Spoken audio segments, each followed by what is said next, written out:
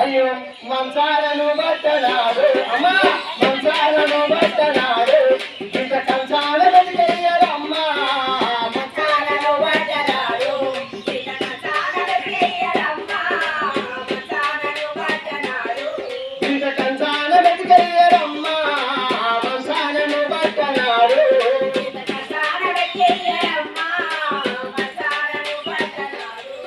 అందుకే ఈ డబ్బులు ఎంత బ్యాంకులలో దాచుకుంటాం, నీళ్ళు దాచుకోవాలి.